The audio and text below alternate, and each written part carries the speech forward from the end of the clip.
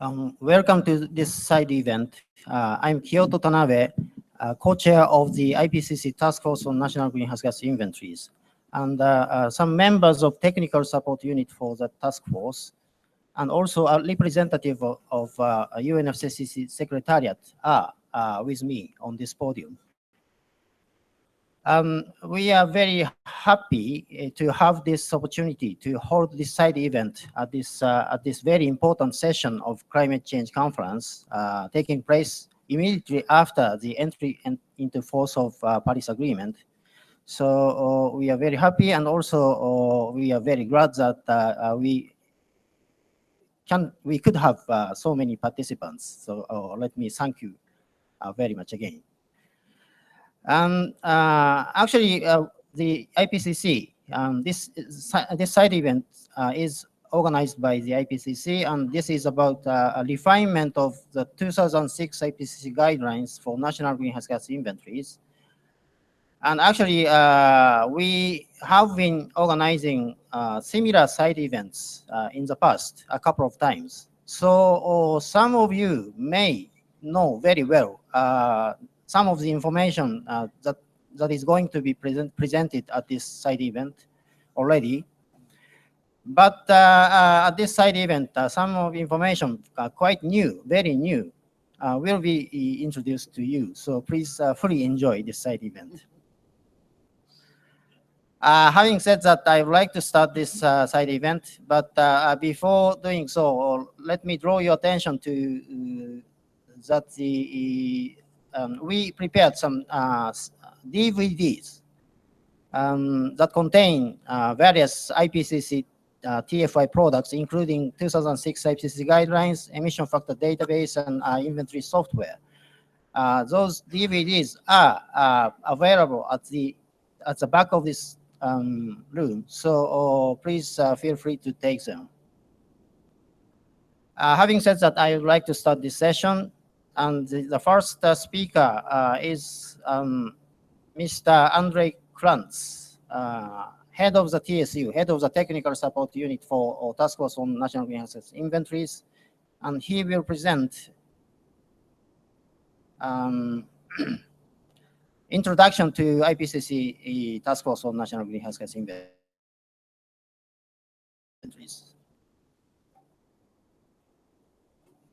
Thank you, Kyoto.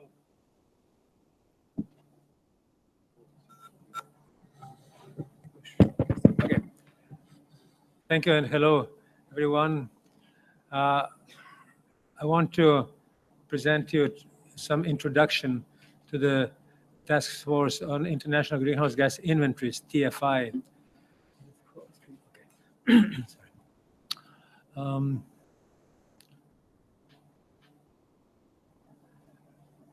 Probably most of you know about it, what it is, what it works, but maybe some are not quite familiar with this, so let me give you some explanation on that. First, IPCC was established in 1988 by, we say, two parent organizations, WMO, World Meteorological Organization, and UNEP, United Nations Environment Program.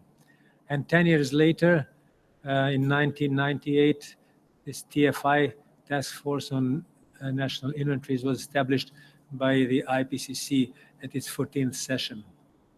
Objectives of TFI are to develop and refine an internationally agreed methodology and software for the calculation and reporting of national greenhouse gas emissions and removals, which I think everybody would agree that it's extremely important part of this whole climate change process. All commitments, forecasts, whatever is based on the data, which should be as accurate as possible. And the next objective is to encourage the widespread use of this methodology by countries participating in the IPCC and by signatories of the UNFCCC. Technical support unit to the task force on inventories provides support to this task force, to TFI, under the overall supervision of the Bureau of the TFI, the acronym TFB. So as all bodies of the IPCC, like working groups. Also, TFI has a technical support unit. The TFI will be retained with current mandate and structure under the next assessment cycle. The cycle to produce the sixth assessment report, AR6. The cycle is starting in October, was started in October 2015, and it will end 1 year after, the TFI will end after 1 year after the session at which the final product of the AR6 will have been accepted. This is written in this decision that is cited here. And here the structure of the IPCC. You see the plenaries, plenary, and then the bureau and executive committee on top, the supreme bodies of the IPCC, and then 3 working groups, which I believe you're very familiar with. And then the 4th is Task Force on National Greenhouse Gas Inventories, this one. And why is this? And the title, Structure of the IPCC from 2015 on, the structure is the same as before, but this refers to the locations of the TSUs, because new co-chairs of working groups were elected, and so the TSUs moved to different countries. For working group 1 is France, for working group 2 Germany, and for working group 3 UK. For TFI, it's still as it was in the past, is Japan, a hosting country. Here we can see the products, not only of TFI at the beginning, but then by TFI. First, we had in 1995 IPCC guidelines for inventories.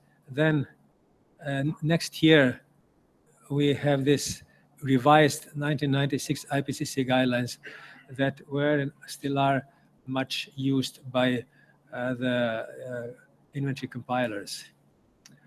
Then in the year 2000, good practice guidance was elaborated. And then in 2003, it was good practice guidance for LULUCF. You can see that, as I said, TFI was established in 1985, so you can position where it started to take care of these products. In 2006, IPCC guidelines were elaborated, which all Annex 1 countries, parties use, and more non-Annex 1 parties as well. And then, sorry, in 2013, 2 supplements were produced, KP, Kyoto Protocol supplement, and wetland supplement. Then we also have a website for frequently asked questions, which was launched in 2008, and IPC inventory software launched in 2012, and we have emission factor database, which was launched much earlier in 2002, and we have expert meetings to produce a meeting reports. So that is this picture what TFI is in charge of. Now let's see what were the recent decisions of IPCC relevant to TFI. In February 2015 in Nairobi, Kenya, at IPCC 41, IPCC decided that the IPCC will continue to prepare methodology reports on national greenhouse gas inventories. The TFI will be retained with current mandate and structure. Same year, IPCC 24 in Dubrovnik elected new task force bureau for the AR6 cycle.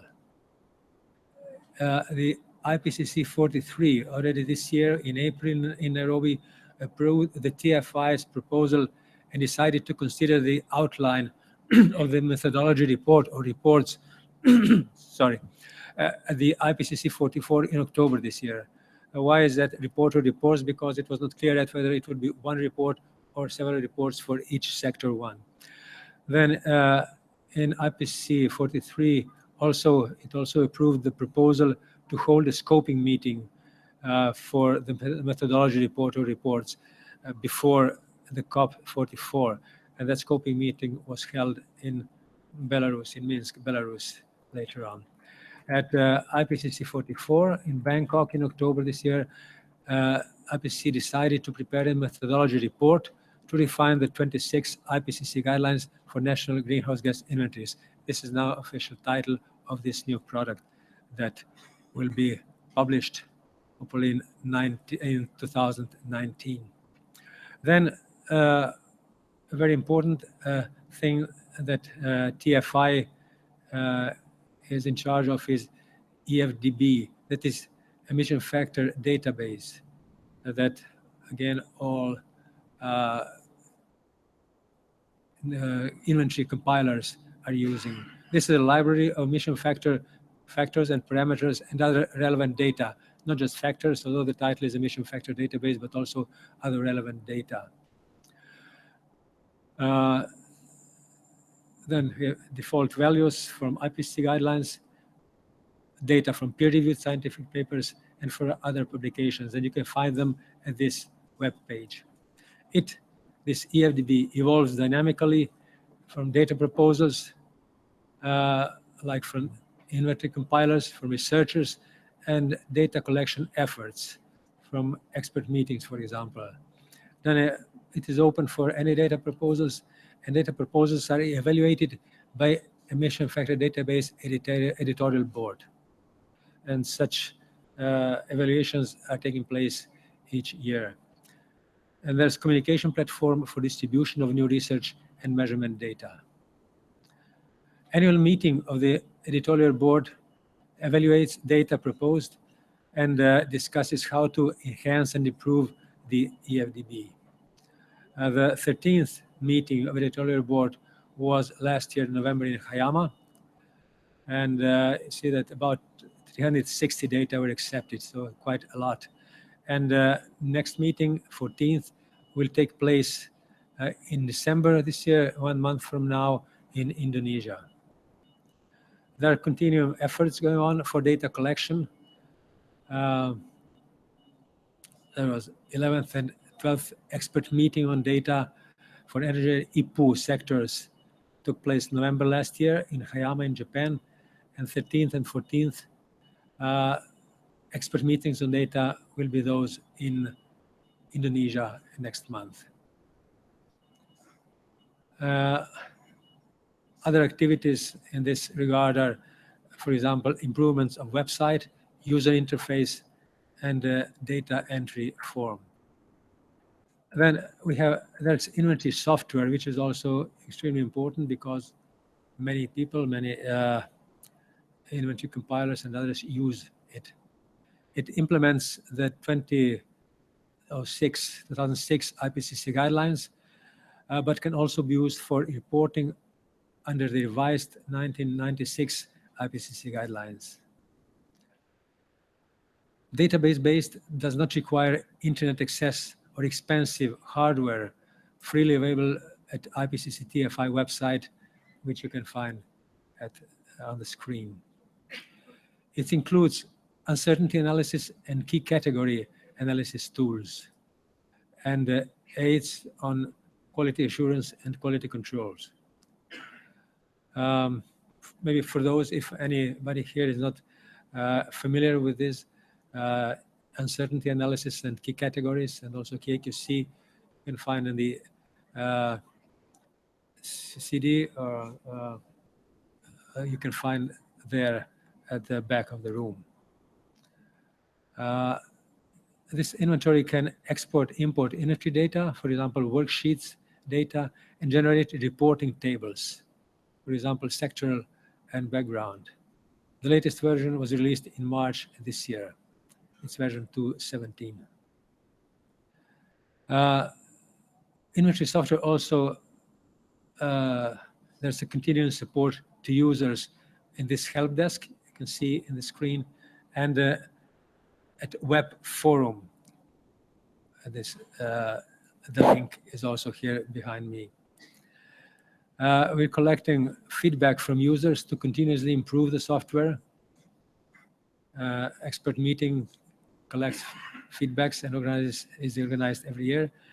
And there's work to incorporate Tier 2 methods.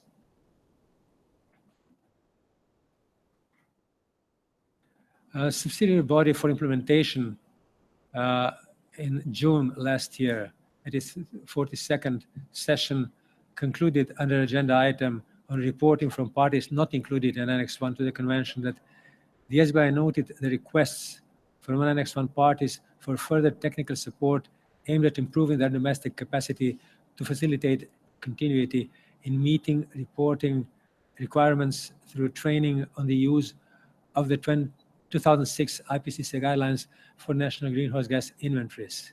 This is this decision, and I think it was a result of interest that non-Annex 1 countries were expressing to build capacity to use these guidelines. Move from 1996 to 2006 guidelines. And there is a support to training programs on greenhouse gas inventories. TFI itself does not organize such programs, but cooperates with others on such in such programs. It provides technical support to those hosted by others through attendance of TSU staff as resource persons. These are my colleagues here that will talk to you later. We had last year and this year, there were several such events, like Africa Regional Workshop in Namibia in October last year, Africa Regional Workshop in Lesotho in March this year, the Latin America and Caribbean Workshop in Panama in June this year, and workshop for the Asia Pacific and the Eastern European regions in Republic of Korea just 2 months ago. Other activities and products of TFI are expert meetings, supporting users of the IPCC guidelines, addressing various topics of concern, supporting materials, technical bulletins, primer of the 2006 IPCC guidelines, brochures, etc. And there is frequently asked questions website, which is continuously uploaded. And I can say that we are receiving questions from people, from experts, from inventories, compilers, almost on a daily basis, and our experts respond to all of them and also include them in these frequently asked questions and others. This side event will provide you with up-to-date information on IPCC TFI activities to support UNFCCC process, and it will deliver presentations following mine on UNFCCC perspective that William Bonsu will deliver. Then it will be about technical assessment of IPCC inventory guidelines, 2019 refinement, the refinement that we are starting to prepare, and the way forward on this refinement. So I believe this will be interesting and useful for all of you, for all of us. Thank you very much.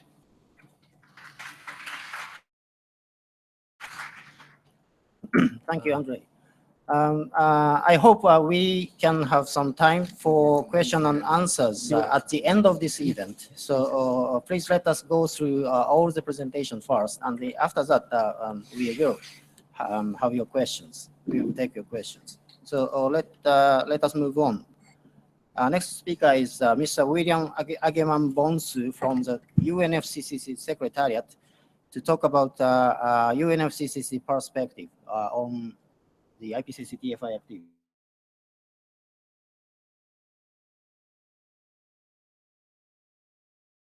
Okay.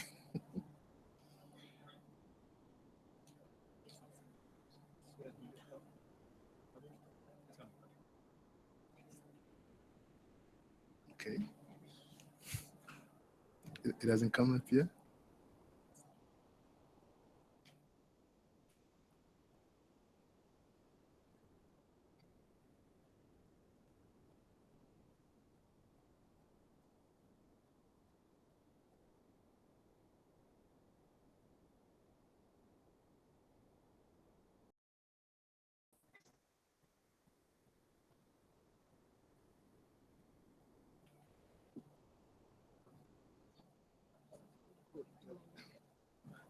Is it on?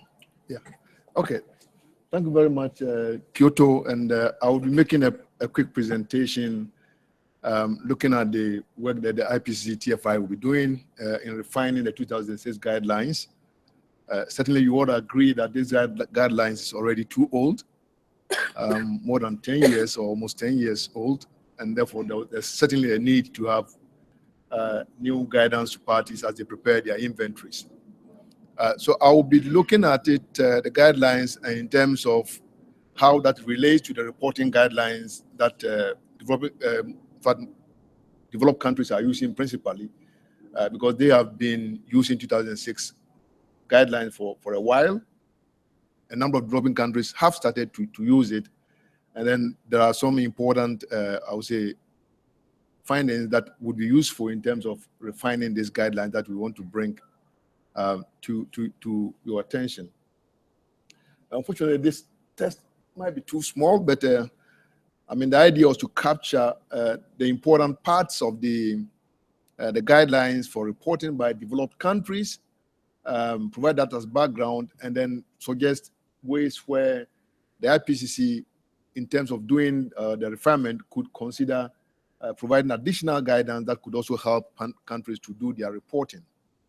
One of such is the coming from the reporting guidelines for NS1 parties, paragraph 37B, where emissions are to be reported if they are not to be reported if they are not significant. So we say do not report on insignificant emissions. But the question is, what do we mean by insignificant? Is there any guidance as to what that actually value is? And therefore, countries don't have to spend resources on that and prepare the inventory. Can that be further elaborated to actually provide guidance to parties in terms of what is the meaning of that insignificant beyond what is given in the guidelines? Could IPCC provide that type of information and help parties be or gain a better understanding of what the guidelines mean insignificant? Some parties, for example, are reporting NE, which for inventory compilations is not a new term, but for maybe new ones, is not estimated. The NE indicate that emissions is insignificant, but most of the emission review inventory review teams have been questioning these sort of statements by parties when they are providing their national inventory reports. So it will be very important to clarify some of these things, so that at least it helps not only the countries in reporting, but it's also sort of reduces the oftentimes the question raised by review teams when they are reviewing the inventory reports from the countries. I'll be giving similar examples. The other one is also on more guidance on the time series consistency. Requirements of historical data before 1990 for the LULUCF and waste sector, for example, is one area that would need some refinement. The other part is also parties would need to understand the source of data to complete the time series activity data, but also emission factors for changing situations in, say, 15 years. Technological advancement, new policy requirements, more descriptive guidance on the time series would also be very, very helpful. And I think the IPCC could look at that and see, whilst it's refining the guidelines, to see what it can do on that. Some other examples is also on the paragraph 40 of the UNFCCC reporting guidelines, which says that the purpose of verification and as one party should prepare their national estimates of CO2 emissions from fuel combustion with those estimates obtained using IPCC reference approach as contained in 2006 guidelines. This requirement is there, and therefore some parties have had challenges in justifying why there are large difference between the sectoral and also reference approaches for many years. So a clear, I would say, guidance from the IPCC to help countries actually be able to explain these differences if they are large, and that also certainly helps the review teams in avoiding those questions that oftentimes are posed to the parties. The other part of the guidelines also looks at the 2006 guidelines. This is part of the reporting requirement. Basic principle is to be reported to report non-energy use emissions under the industrial process and product use. However, parties have had difficulties trying to separate these because we would, ideally, would have had non-energy use emissions reported in the industrial process and product use category, but then parties have had challenges in reporting them. And it has oftentimes led to, I would say, underestimation to some part, because there's estimates for example, the use of natural gas as fuel in coke plants in a number of iron and steel production processes are not estimated, because these data are not captured in national statistics or energy statistics that will allow the inventory compilers to use. So some elaboration on that might be useful for the countries to avoid these unnecessary questions that are raised by the review teams. The last slide on this is also on looking at how information can be presented. It's just looking at the user friendliness of this. Still, again, I'm wondering whether it's readable, but the point is, it will be useful for the IPCC to be able to, for example, in defining the categories for cropland types and managed lands, it could come clearly in terms of what actually is required for parties to be reporting on. For example, there you could specify the categories of crop and types, management systems, and representative area. Just quite bullet form, very succinct, would help a lot of countries to actually get clear understanding what is being expected of them whilst using these guidelines.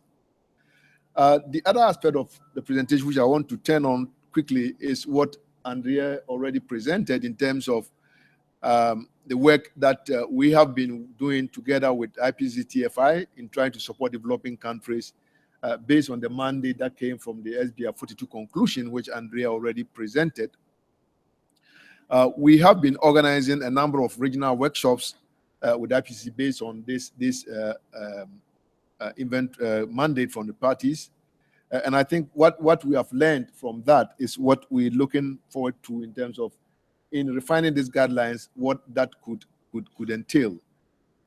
We have worked together trying to, at least make sure we understand the work we're doing. We have put in place a formal MOU between the two agencies or institutions, Secretariat and also IPCC Secretariat, which allows us to collaborate in providing support to developing countries as per the mandate that was given at SBR 42.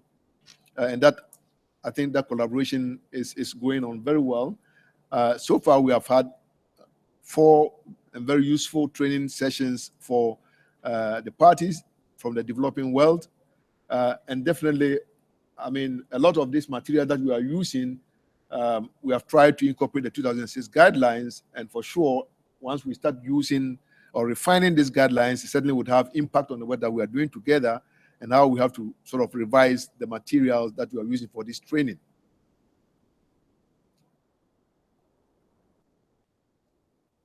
Looking at the software that IPCC have developed, maybe let me backtrack a little and mention that before 2015, we, the Secretariat, have been developing a software for inventory preparation, and it's used by a number of developing countries.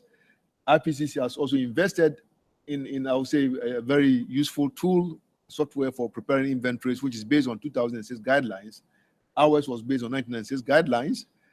We made a decision to look at how we can, based on the mandate from SBR 42, use the 2006 guidelines instead of the 1996 guidelines, that we have developed software based on that.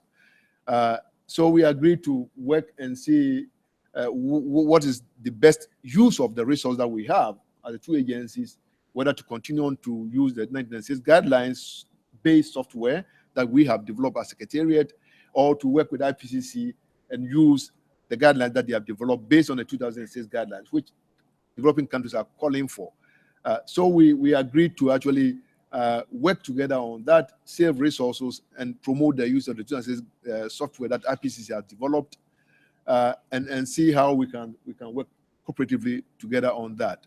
But that said, I think there are a number of challenges that we see going forward will be important, even as we are already thinking of refining the existing software, because a number of countries would need the software in various languages, for example, which is one of the main challenges that we have in developing the software. It's already in English, and a number of the countries that we support, for example, have French or Spanish as the main language, and that will be needed, or the software that we'll be using would need to be translated. And these we are sort of discussing with IPCC how we can work together to address that. The other important thing that we're also looking at in terms of how countries using the IPCC software or other software that help them to estimate emissions could also import that same information into the IPCC software and be able to report as per the reporting guidelines. One good example is the ALU software, which allows countries to estimate land-based emissions, and that is developed by the Colorado State of University, which is a very important tool that many developing countries are using.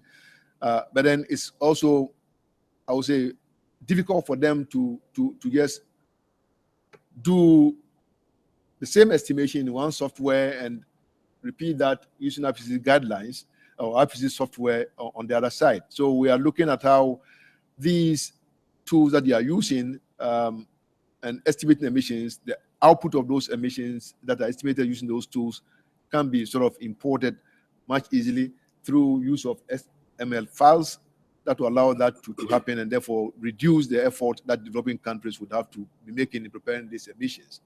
So we'll be working closely with IPCC to actually do this. Improving time series management is also an important thing that we're also looking at in terms of allowing countries to be able to do time series reporting.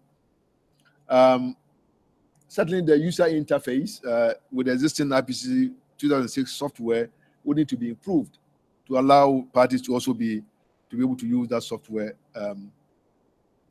in a very friendly way. We have already mentioned, and I think I'm just summarizing it here, that there will be the need to adjust the format and content of the hands-on training materials, because once that is the whole application, the whole guidelines of the IPCC is being revised, we need to again go back and revise the material that we are using for our training. So that has sort of certainly an implication for the collaboration between the two agencies, and therefore we need to address that. Future add-ons in terms of the existing software is also one area that we need to look at, even as we refine the application, how that can be addressed in the existing material that we have. We also are working on supporting countries through e-learning courses, how they can also compile these inventories. We currently have those e-learning courses in English, which still based on IPCC guidelines, but refining them means that we need to also look at how we can refine all these materials that are there in the various languages that we have already prepared in English, French, and also in Spanish. So these are some of the things that from our side we think were very important to address, even as IPCC addresses the refinement of the 2006 guidelines. Thank you very much.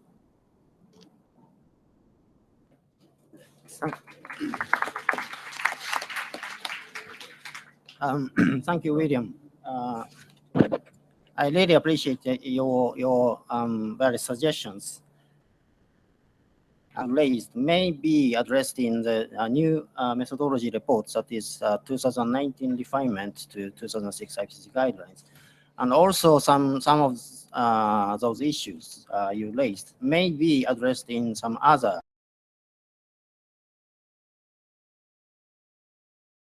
suggestions based on the actual experience of inventory compilers are quite helpful to us for our future work. So I really thank you for them.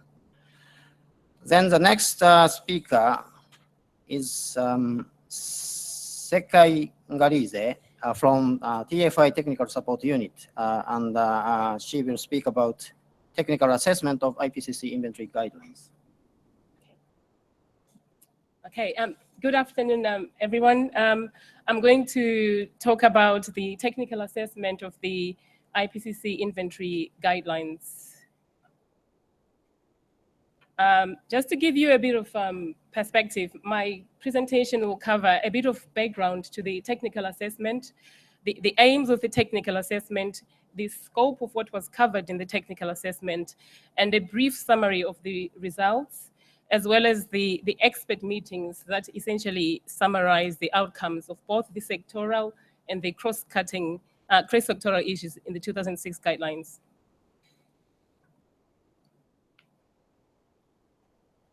As you know, I think you previously heard from speakers that came before me that it's been 10 years since the 2006 guidelines were produced.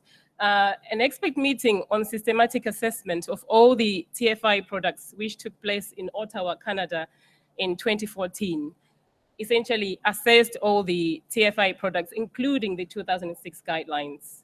And they subsequently concluded that the 2006 guidelines provide a technically sound basis for methodological basis for the national greenhouse gas inventory, and therefore a fundamental revision is unnecessary. And however, to keep the validity of the 2006 guidelines, certain refinements may be required, taking into account the latest scientific and other technical advances that have matured since the 2006 guidelines were produced. Therefore, a more in-depth technical assessment should be undertaken. And this was a big recommendation from the TFI Bureau. The technical assessment of the 2006 guidelines took place through a combination of an online questionnaire survey, as well as a series of expert meetings.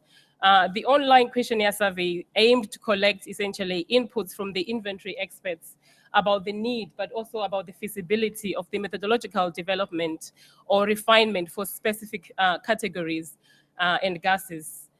This was conducted between 30 January to 27 February in 2015.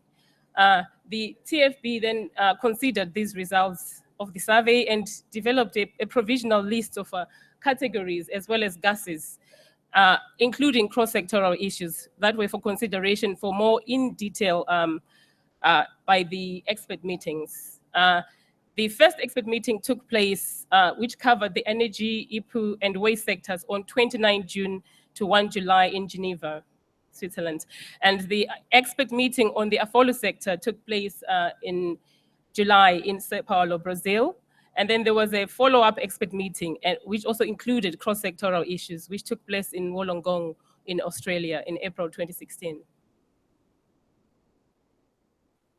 Just to look at the aims and the scope of this technical assessment, the key aims were to assess where science and also data availability have developed sufficiently since 2006 guidelines to support the refinement work, but also to support the development of methodological advice for the specific categories and gases, with a view, of course, to identifying any specific areas or issues that needed to be prioritized for the refinement work.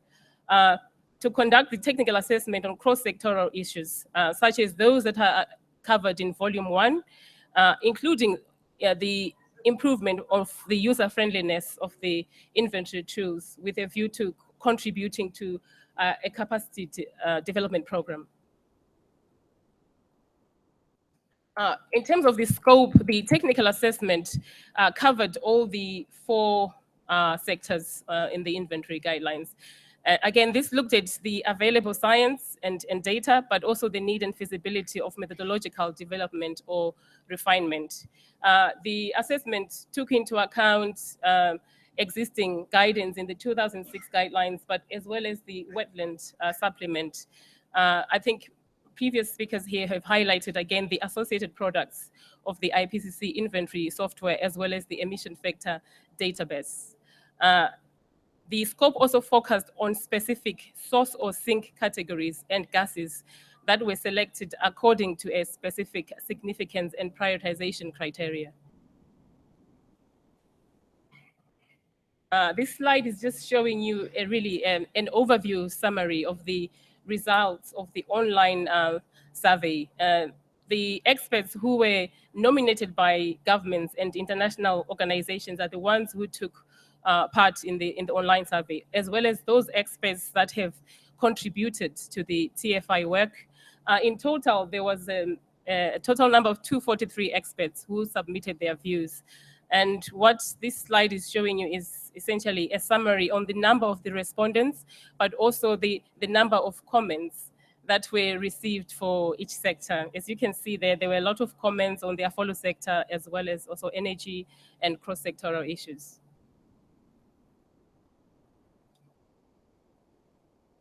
Now, I did say that the technical assessment took place via this online survey questionnaire, but as well as a series of expert meetings. So in my subsequent slide, I shall be going through the expert meetings and how they were conducted.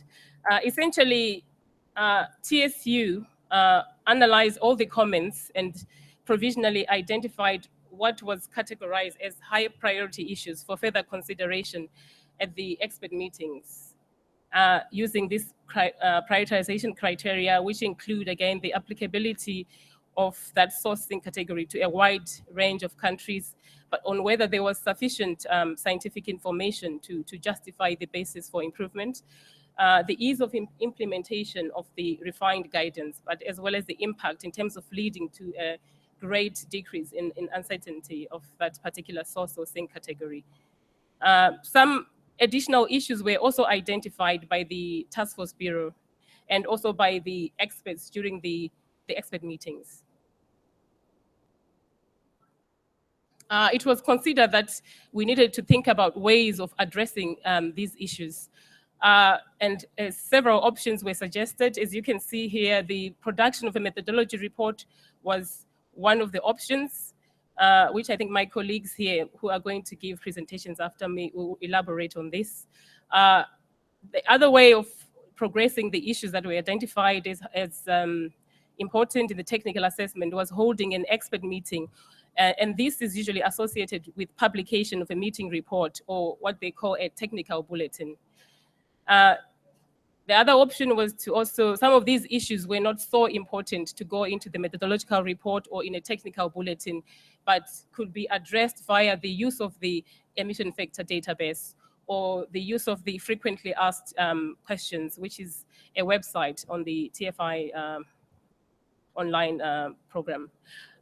Again, just to elaborate briefly on the importance of whether an issue should be prioritized for the methodology report or it should be prioritized for these other options that are given in this slide. As you may know, some of you are familiar with the IPCC procedures. Those issues or items that were prioritized for the methodology report will have to go under a more rigorous scientific reviews or process by governments and also by experts and so on. And the other options do not require such a scientific rigor, but they are also very important. So I will quickly summarize the outcomes of the the aims and the outcomes of the expert meetings that took place in 2015 as well as in 2016. These essentially deal with the sectoral as well as the cross-sectoral issues and the refinements that are related to those issues. So the key aim of the expert meetings was really to assess the maturity of the scientific advances as well as the availability of new data, to identify any areas or specific issues that should be prioritized in the TFI's future work, but also to consider the cross-sectoral issues, including improvement of the inventory tools of the IPCC TFI. Considered comments, the expert meetings also considered comments that were submitted by experts in response to the online survey questionnaire to make recommendations to the TFB on those categories for which science was sufficiently mature and the data were available to justify a refinement, but also where such refinement or development would lead to a noticeable improvement in the inventory guidance, specific type of refinement that is needed, whether it's an update or an improvement to the inventory guidelines. As you may be aware, I think in my previous slide, we say that a major revision was considered not necessary. So we are using the word refinement in this case, and how these refinements could be made. For example, whether we could use the methodology report or other options that I've listed in my previous slide. The outcomes of these expert meetings were considered by the TFB and are reflected in the TFI work program for 2016.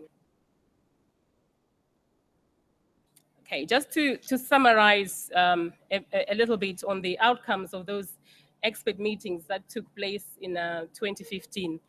For those issues which needed to be addressed by producing a new methodology report, it was therefore necessary to develop or to have additional guidance for those sources and sinks that are not covered by the 2006 guidelines. For example, the emissions from unconventional oil and gas production or emissions from hydrogen production and so on.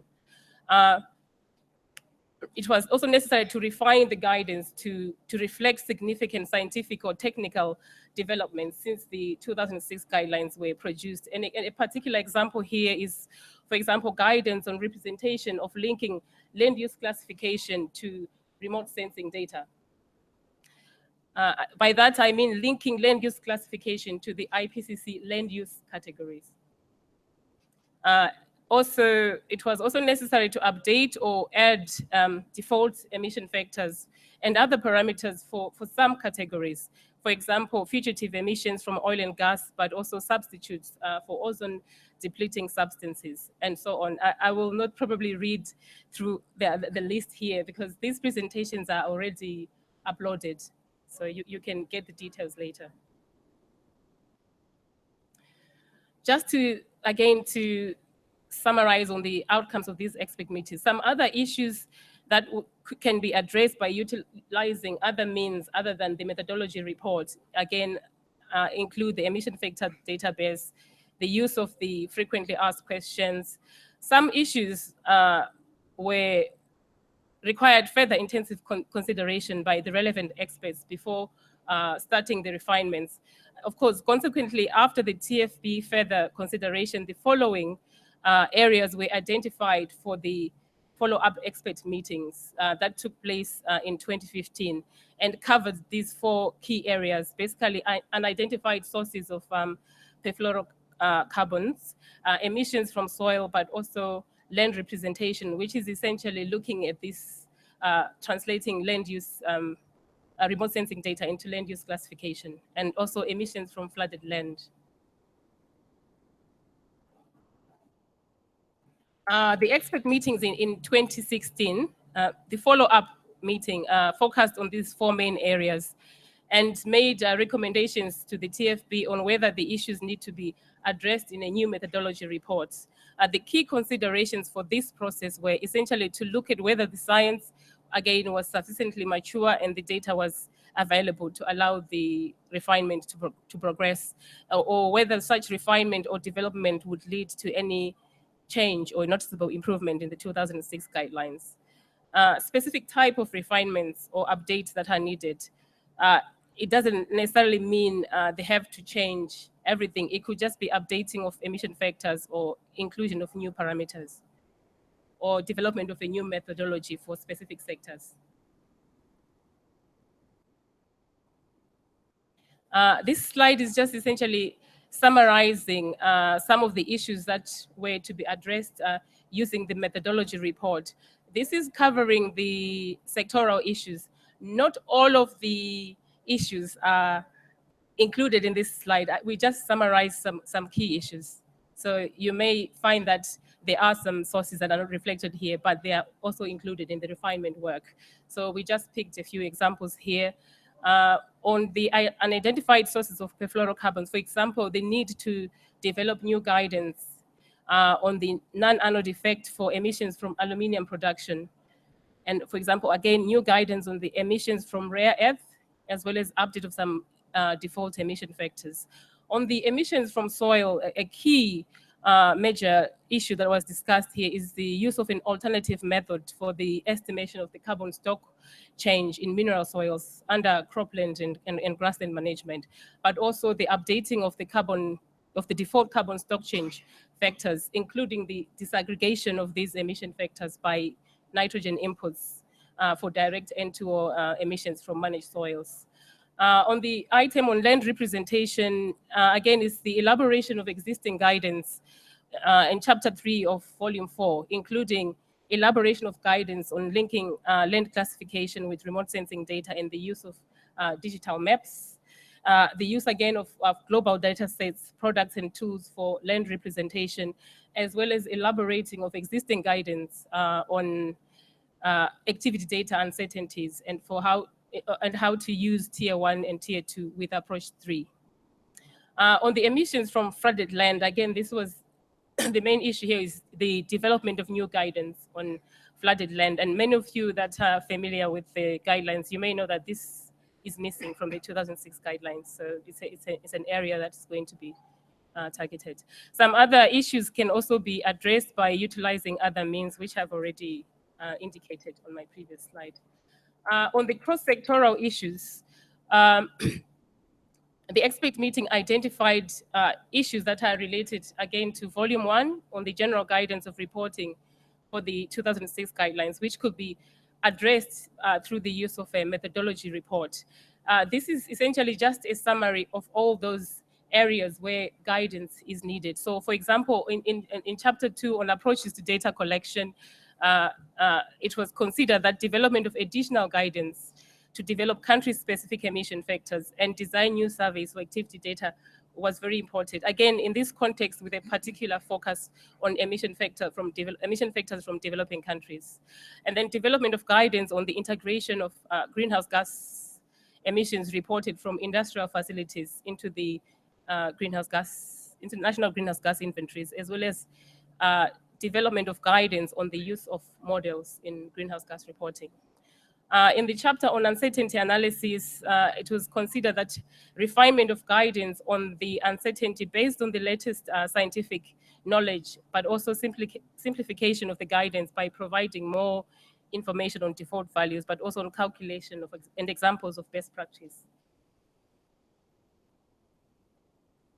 In the chapter on methodological choice and identification of key categories, the major element here is to develop additional guidance on key category analysis to address the treatment of disaggregation by category, but also to look at trend analysis and equations for trend analysis, as well as the need for a consistent definition on subcategories across the different volumes of the IPCC guidelines. On the chapter on time series consistency, it was felt that further guidance is needed, a review and refinement of guidance on time series consistency, including discussion on the applicability of default emission factors over time. On the chapter on QA/QC and verification, comparisons with atmospheric measurements, it was considered that perhaps guidance could be developed here or improved on the verification using other estimation results, for example, the FAO Firestat database, but as well as greenhouse gas concentrations in the atmosphere by satellite observations and also using remote sensing data. For precursors and indirect emissions, it was considered that clearer guidance for the calculation of indirect CO2 emissions is required. Just to summarize, sorry, that has been a real marathon. Just to summarize on the outcomes from these expert meetings and the follow-up expert meetings that took place in 2015 and in 2016, you may find them on the web link that is provided there. Just to link up my presentation with my colleague who's going to talk to you here, all these issues that were selected for the methodology reports were the core recommendations for the scoping meeting of the refinement for the 2006 guidelines.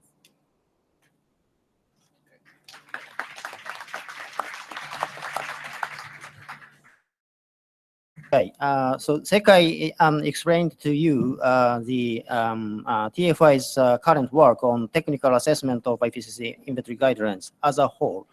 And the next speaker, Basan Jamslanja from Technical Support Unit, will speak about the new report we are going to produce and publish in 2019 specifically. So, Suren, please.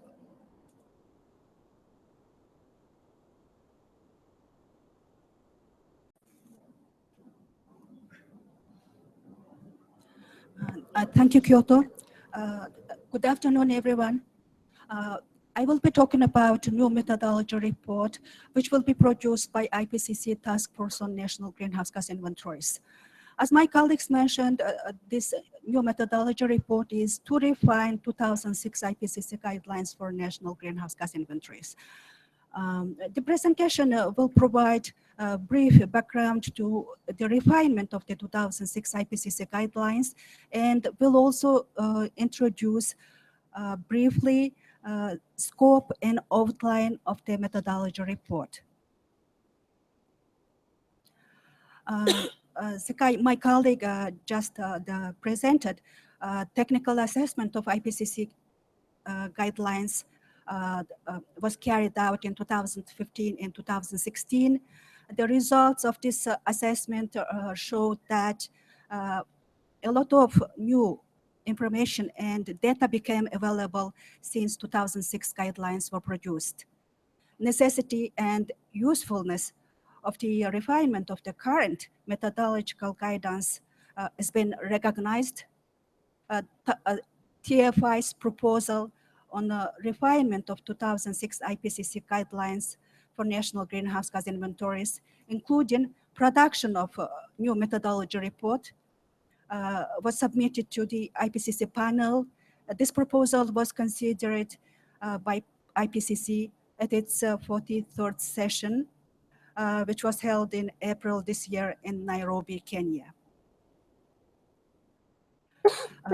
The overall aim of this refinement work is to provide updated and sound scientific basis to support the preparation and continuous improvement of national greenhouse gas inventories. The refinement work will provide supplementary methodologies where necessary. For example, there are gaps in the 2006 guidelines, and also it will also provide updated default emission factors and other parameters based on the latest available science. Only where there is a significant difference is identified between the current default emission factors. And the refinement work also will provide additional or alternative up-to-date information and guidance where possible to clarify or elaborate existing guidance in the 2006 guidelines. TFI's proposal on the refinement of 2006 guidelines, including production of new methodology report, was approved by IPCC at its 43rd session, and IPCC decided to consider consider outline of this methodology report at its 44th session in October 2016, and also decided to consider draft methodology report at plenary session of IPCC in May 2019.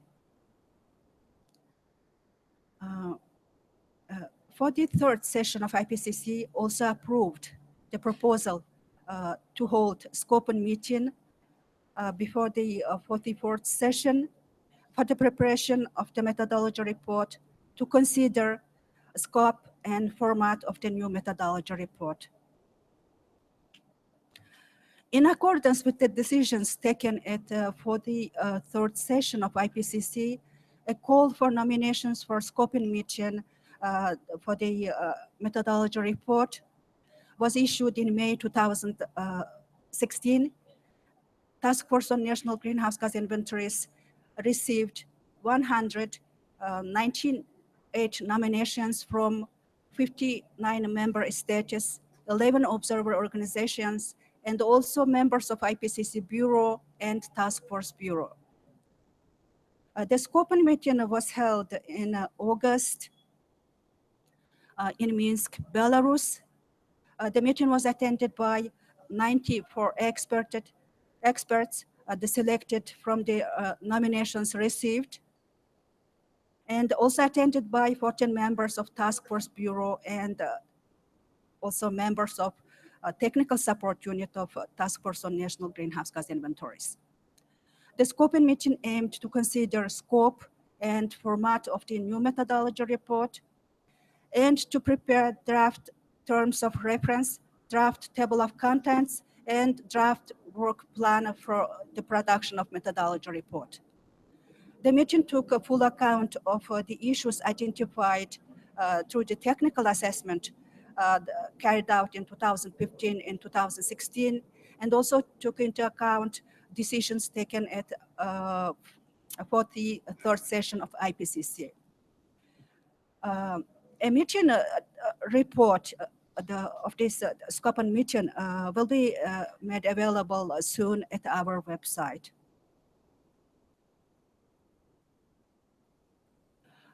The outcome of this scoping meeting, including draft terms of reference, draft table of contents, and draft work plan for the new methodology report, was considered by Task Force Bureau at its 28th meeting, which was held just after the scoping meeting in Minsk, Belarus. A summary of the Task Force Bureau meeting is available at our website. You can find more details. TFI's proposal on the scope and outline of the new methodology report to refine 2006 IPCC guidelines was submitted to IPCC panel. The proposal was considered and approved at the 44th session of IPCC held last month in Bangkok, Thailand, and decision on the outline of the new methodology report was adopted. IPCC decided to prepare methodology report to refine 2006 IPCC guidelines for national greenhouse gas inventories. The format of this new report should be one single methodology report comprising of overview chapter and 5 volumes following the format of the 2006 IPCC guidelines. And the title of this methodology report should be 2019 Refinement 2006 IPCC Guidelines for National Greenhouse Gas Inventories. Terms of reference for the methodology report was also adopted for the 4th session of IPCC. This document is contained in Annex 1 to the decision on the outline of the methodology report. And a draft table of contents of the methodology report was also adopted. It is given in the Annex 2 to this decision. The budget for production of methodology report is as contained in the decision on the IPCC Trust Fund Program and budget.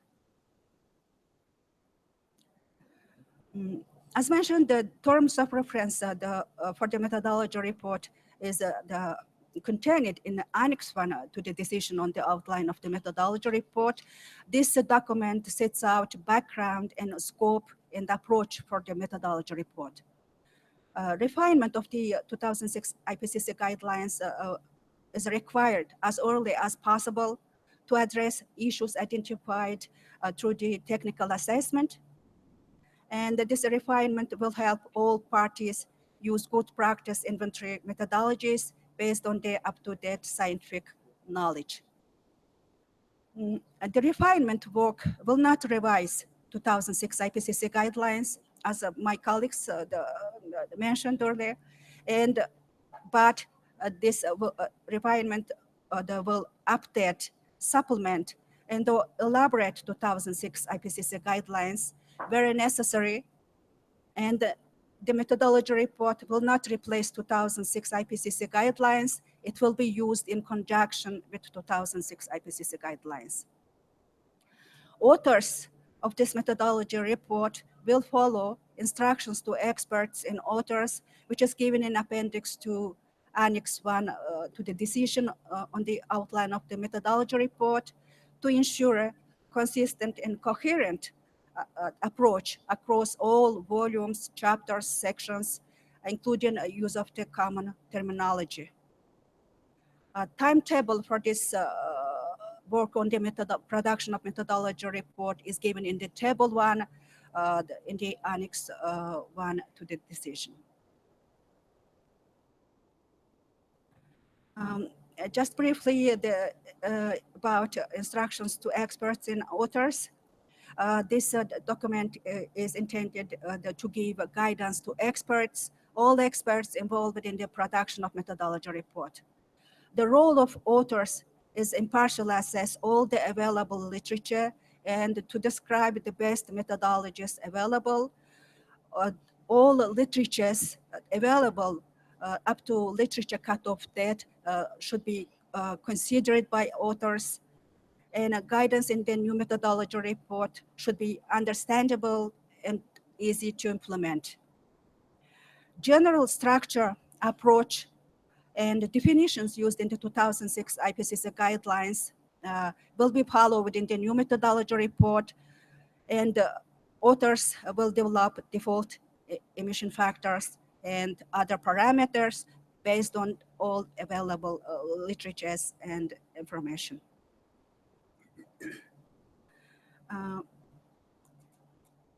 Draft table of contents of the methodology report. It's the full the table of contents in the Annex 2 to the decision. The structure of this table of contents is the same as that of 2006 guidelines, but they will only cover certain areas of the 2006 IPCC guidelines.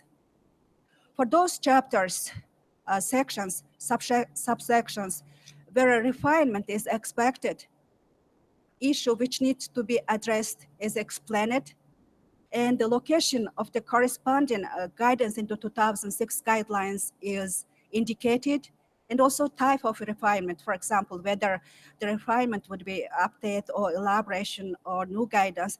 This also specified in the draft table of contents. At bottom of this slide, we can see part of the table of contents. As an example, as we can see, this issue, location in the 2006 guidelines, type of refinement is explained. And in the table of contents, for those chapters, sections, subsections where the refinement is not expected, the table of contents shows no refinement. So this is end of my presentation. I thank you very much.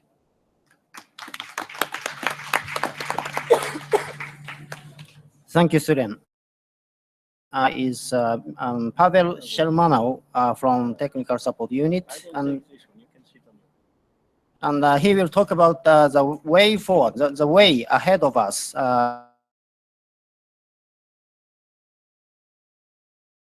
for 3 years for this project.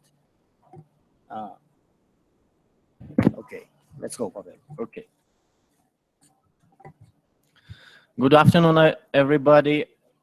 This is the last presentation, and I will be rather short to keep time for question and answers session. So I will speak about general IPCC procedures for production of IPCC reports. One slide about strategic planning in 6th assessment cycle of IPCC, and our specific work plan for 2019 refinement. So after Bangkok last year, last month, we had a task to produce a new methodology report 2019 refinement. So to do that, we need to ensure proper preparation and review process. So several things needs to be done. First of all, we need to compile a list of potential lead authors, coordinated lead authors, review editors, and so on. Then selection process of particular authors for particular chapters. Then draft reports, first draft report, second draft report, and the final reports needs to be prepared based on review process and comments by experts and the governments. And at the end of the days, we need to accept this report at the session of IPCC. So to show what I said just previously on a picture, after the scoping meeting and the approval of the outline or table of contents of the future methodology reports, governments needs to nominate experts for this work. And after selection process, authors will prepare first order draft, and then will be expert review. After that, second order draft will be prepared by authors, and after that, governments together with experts can make a comments again. And after that, there will be a final sort of draft of report, and this would be considered at the IPCC session. So I will speak only about few things here. First of all, review process. It's a three-stage process, and expert review normally should take 8 weeks. Government and government expert review also should be not be less than 8 weeks. And the final draft of methodology report will be sent to the parties of the IPCC for their written comments, and before the final session of IPCC, at which this report will be accepted. So report will be accepted by the panel, and overview chapter of methodology report will be adopted section by section by the panel. So to give you where we are with refinement work and in overall IPCC planning structure, you can see that the 6th assessment cycle is rather intense for us, because we have 3 special reports, methodology report, and our classical assessment report. So I didn't put specific numbers for IPCC session, because still this planning, it's a strategic planning under the considerations. So parties express concerns about adoption of, for example, 2 special reports at one session. It could be a challenge for the panel. So, but this is our plan. And we believe in 2019, we will come up with a 2019 refinement. So as for specifics, it is already mentioned decision on our outline or table of contents of a new report. It is taken, and on our work of task force on national greenhouse gas inventory in general. But on this slide, I would like to draw your attention to the letter that was sent from IPCC to governments and international organizations to asking to nominate experts to be authors of 2019 refinement. So we encourage you, if you wish to contribute to this work and you feel you are expert in a particular field, to to contact national focal points, and we expect letters from national focal points very soon, and the deadline is December 9th of 2016. So this is a deadline of receiving nominations by the governments. Then Task Force Bureau will select authors and review editors for particular chapters for 2019 refinement. And in June 2017, we plan to have a first lead author meeting covering non-AFALU sectors, AFALU sectors, and general guidance and reporting chapter. So at that meeting, we plan to develop a zero order draft. And in September 2017, the second lead author meeting is planned.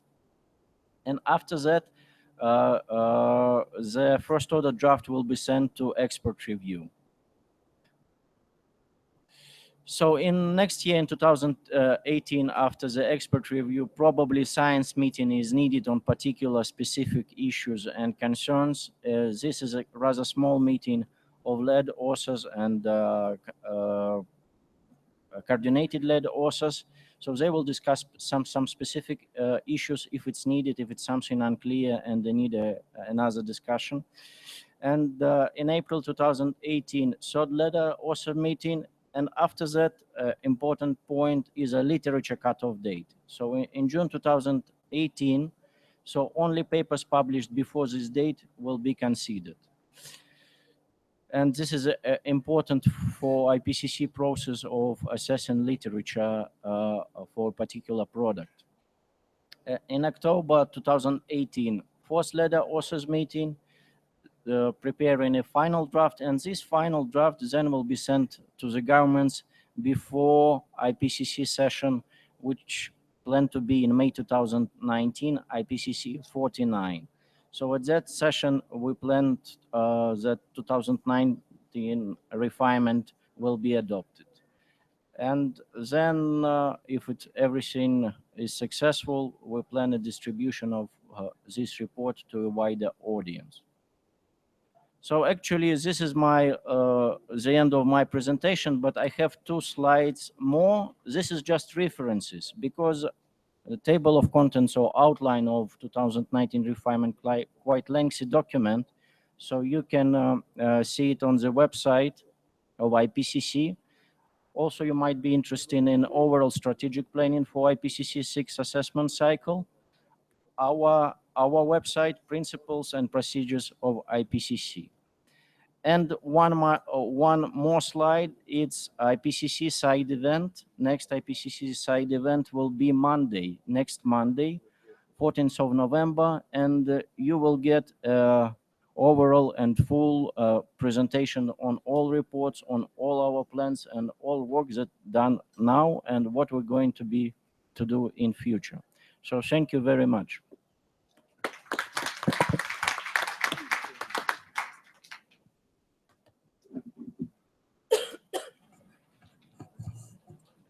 Good afternoon, and now we are going to have the question and answer session. My name is Eduardo Calvo, and together with Kyoto, I am the other Task Force on Inventories co-chairs. So the floor is open for any questions, comments, and we are taking here.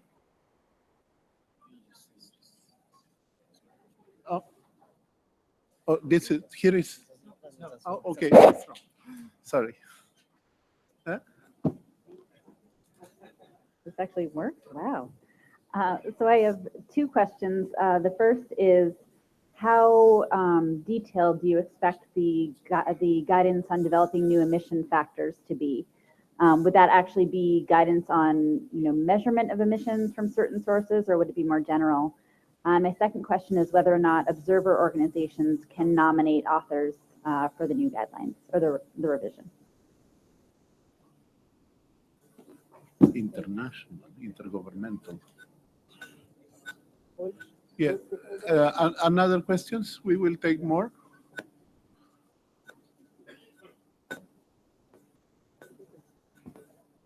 Thank you. Is this working? I'm interested to know whether there was consideration of using global temperature potential rather than global warming potential for estimation of emissions, or as well, and whether there was consideration of short-lived climate forces and how they'll be addressed, and how I would find out more about the intention of linking land representation to remote sensing. This is going to be particularly important for SDG 15.3, the land degradation neutrality concept.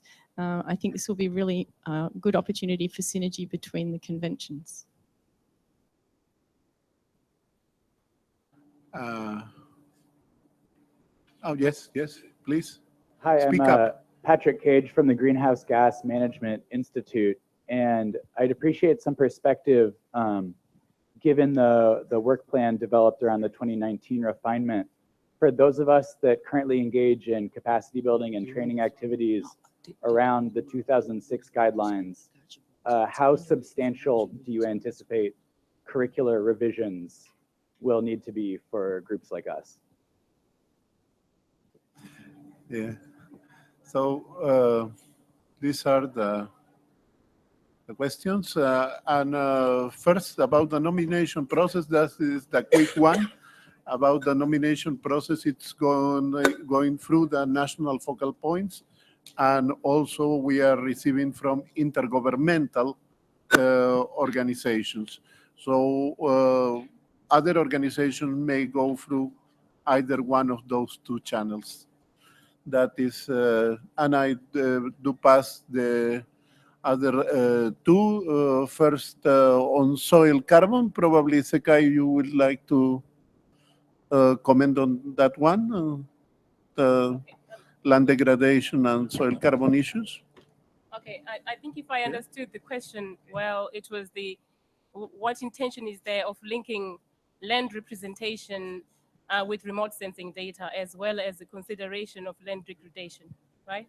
Okay, on the first element, which is intention of linking land representation and remote sensing, if you are aware that in the current 2006 guidelines, this component is missing, and there is some guidance in the annexes on the international data sets for remote sensing, but it's not complete. So the intention here is to actually update Chapter 3 and the relevant annexes of the 2006 guidelines to integrate land use classification and remote sensing. Essentially, is translating remote sensing data on land use and land areas into the 6 IPCC land categories. On the second component, on land degradation, that aspect was not considered in the current technical assessment, even though we got comments on it. I think at the moment there is no clear definition of what land degradation is. So I'm afraid I cannot give you a complete answer on that one. Yeah. Thank you, Sekai. And well, Kyoto will address the one related to capacity building. Thank you, Eduardo, and thank you very much for the questions. I try to answer very briefly because we have only 7 minutes. So let me answer a couple of questions remaining. The first one is about emission factor. Let me raise 2 points.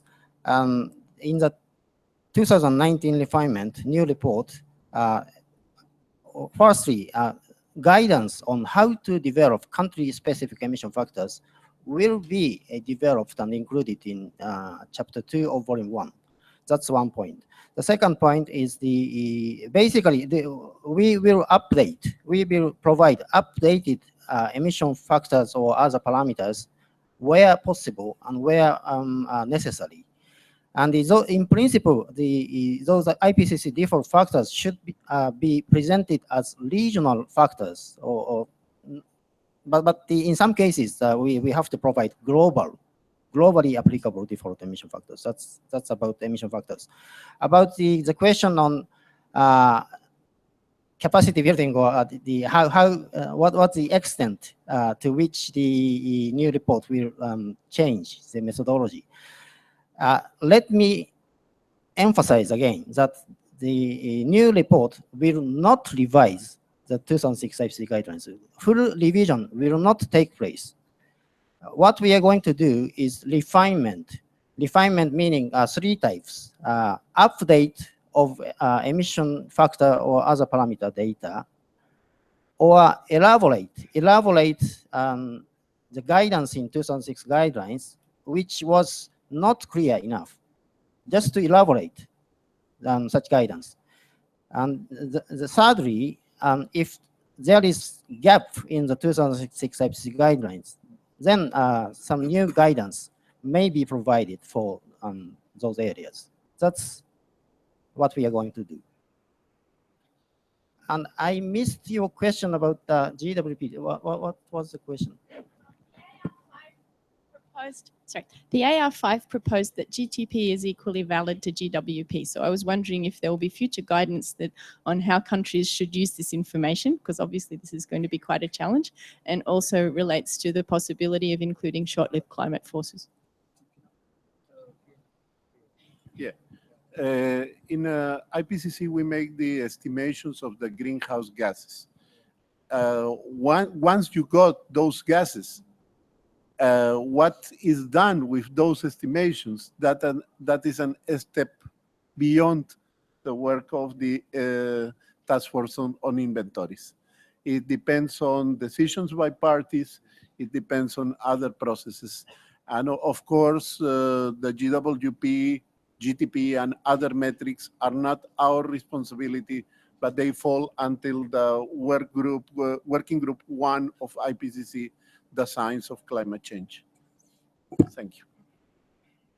So we have still 3 minutes. So one last question is there in the room, or with that, can we close the event? Oh, we have one more hand. Thank you. Thanks for the informative presentations. So my question is more around the IPCC software. Since the guidelines are undergoing a refinement, is there an intention to maybe update the software and perhaps update it in such a way? Because at the moment, I think it mainly does tier 1 calculations. So is the intention to make it to allow or enable users to do tier 2 and perhaps even tier 3 calculations? Because I know that the ALU software that's mainly for the follow sector, you can do tier 1 and tier 2 calculations. And at the moment, I think it's undergoing an also review, because they want to include a mitigation analysis tool as well. Thanks. Thank you for your question. As presented by the IPCC inventory software is still being upgraded, improved, and upgraded. And the current work is to include tier 2 methodologies in the IPCC software. And also in the future, most likely the refinement, 2019 refinement will be also included in the software. And so we are planning to continuously upgrade and improve our software. And in order to do that, we absolutely need good suggestions or inputs from users of inventory software and inventory compilers. So we really count on your support to us. Well, with that, and taking into account that we have only just 1 minute, allow me on behalf of Kyoto and myself and all the panelists to thank you for your attention and your questions. As you have seen, there is plenty of material available in the internet, and please encourage yourselves and colleagues to participate in this new product under the 6th assessment cycle of the IPCC. Thank you and have a good afternoon.